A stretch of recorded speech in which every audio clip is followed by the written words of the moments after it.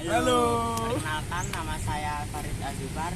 Dan saya Farah Roka Putra Cahyo. Kami dari kelompok hidroponik kelompok 3.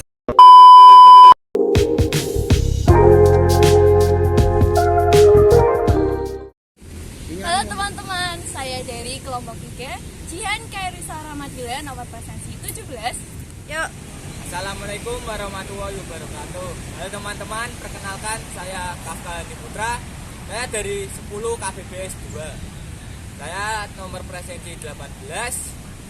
Saya anggota dari kelompok 3 hidroponik. Halo teman-teman, perkenalkan nama saya Gualbertus Andika Wisnu Ragaswara, bisa dipanggil Wisnu.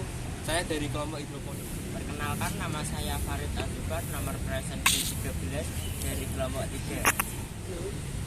Halo, perkenalkan nama saya Farah Roka Putra Cahyo, absen 14, kelompok 3. Halo semuanya, perkenalkan nama saya Kirisa Ramadila Purnama, nomor presensi 15 dari kelompok.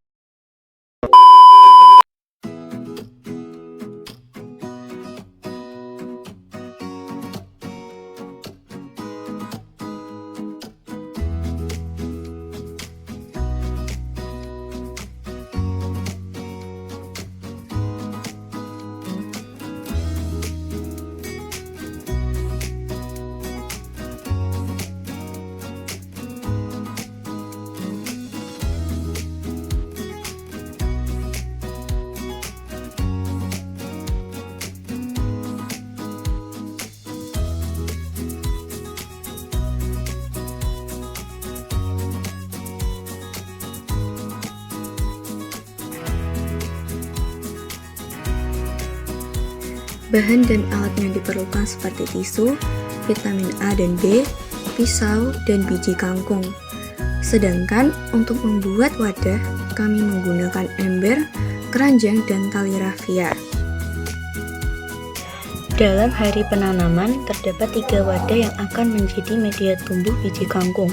Untuk wadah 1 menggunakan ember cat yang ukurannya pas dengan keranjang. Untuk wadah 2 dan 3 menggunakan ember yang ukurannya tidak pas dengan keranjang, sehingga kami memberikan tali rafia pada ujung keranjang dan diikat pada ember.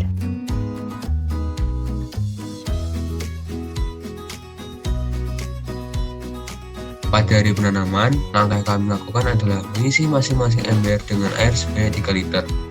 Selain mengisi air, kami melapisi keranjang dengan tisu yang bertujuan sebagai media penanaman bagi biji-biji yang akan ditaruh di atas keranjang tersebut.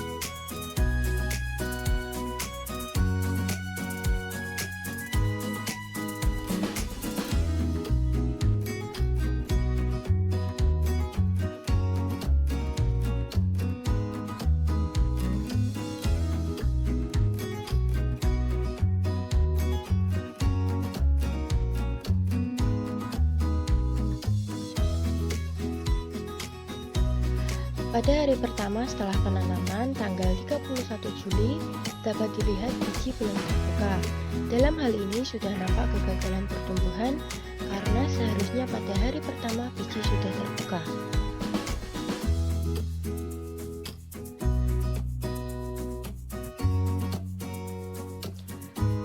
Pada hari ketiga tanggal 2 Agustus dapat dilihat biji pada wadah 1 mulai terbuka. Artinya akan terjadi pertumbuhan. Sementara wadah 2 dan 3 bijinya masih tertutup.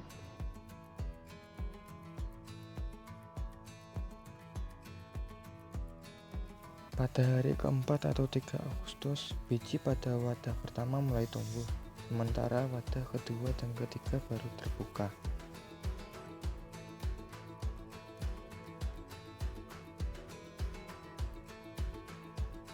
Pada hari ke-5 atau 4 Agustus, biji tumbuh pada wadah pertama, sementara biji pada wadah kedua dan ketiga belum tumbuh seperti biji yang ada di wadah pertama.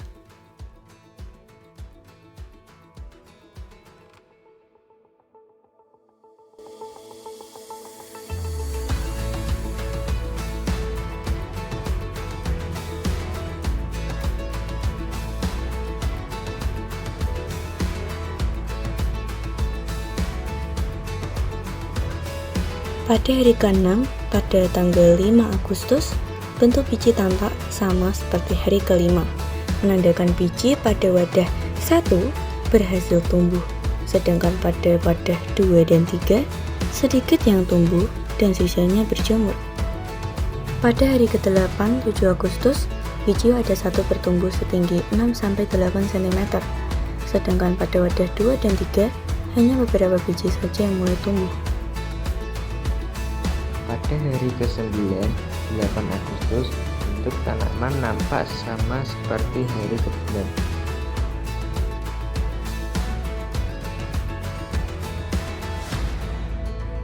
Pada hari ke-10, 9 Agustus, biji pada wadah 1 bertumbuh setinggi 10 cm, sedangkan biji pada wadah 2 dan 3 sama saja dengan hari sebelumnya, hanya sedikit yang bertumbuh.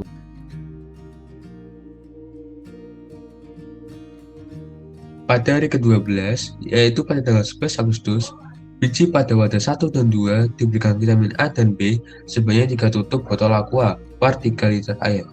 Sementara untuk biji pada wadah 3 tidak diberikan vitamin, namun hanya diganti air.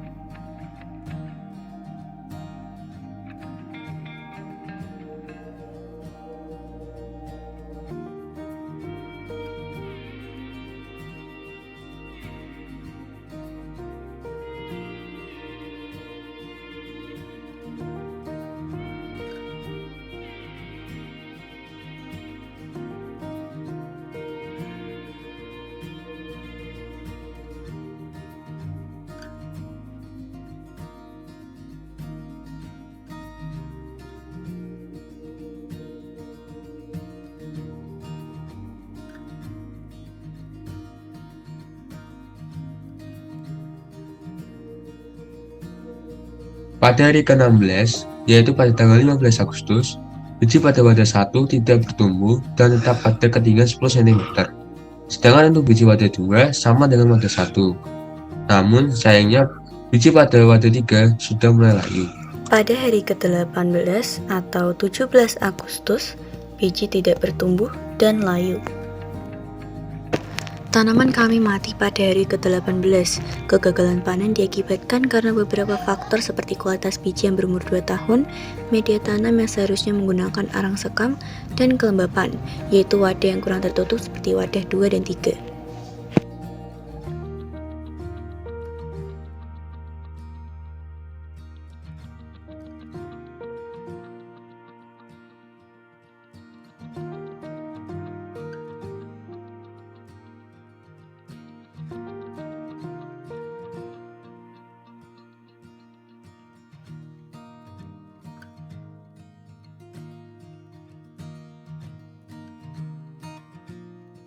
Hidroponik adalah salah satu metode dalam budidaya menanam dengan memanfaatkan air tanpa menggunakan media tanah dengan menekankan pada pemenuhan kebutuhan harian nutrisi bagi tanaman. Kebutuhan air pada hidroponik lebih sedikit daripada kebutuhan air pada budidaya dengan tanah. Hidroponik menggunakan air yang lebih efisien, jadi cocok untuk diterapkan pada daerah yang memiliki pasokan air yang terbatas. Menanam tanaman dengan sistem hidroponik merupakan cara yang ramah lingkungan karena budidayanya tidak membutuhkan pestisida secara berlebihan. Hidroponik pun dapat menjadi solusi untuk berkebun di lahan yang sempit atau terbatas, atau bisa disebut juga dengan urban farming. Berdasarkan manfaatnya yang begitu banyak, maka para guru biasanya akan memberikan tugas praktik hidroponik supaya nantinya para siswa dapat tetap melestarikan tanaman walaupun terbatas oleh lahan dan air. Selain itu, tujuan diberikannya tugas ini adalah untuk membuat siswa menjadi dapat bekerja sama di dalam tim supaya siswa bisa berlatih menata keuangan agar mereka bisa memperoleh keuntungan dengan mengatur biaya modal sehemat-hematnya, dan apabila tanaman yang mereka tanam panen, mereka dapat menjualnya dan mendapatkan keuntungan. Praktik hidroponik sebenarnya bukanlah hal yang sangat sulit untuk dilakukan.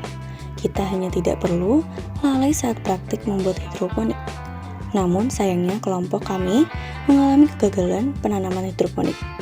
Hal ini disebabkan beberapa kemungkinan, seperti diakibatkan umur biji yang sudah 2 tahun, kedua, media tanam yang salah, seharusnya menggunakan arang sekam, bukan dengan tisu, ketiga, wadah yang kurang tertutup, dan sebagainya. Terakhir, total kerugian yang kami hasilkan adalah Rp30.000, yaitu guna biaya vitamin.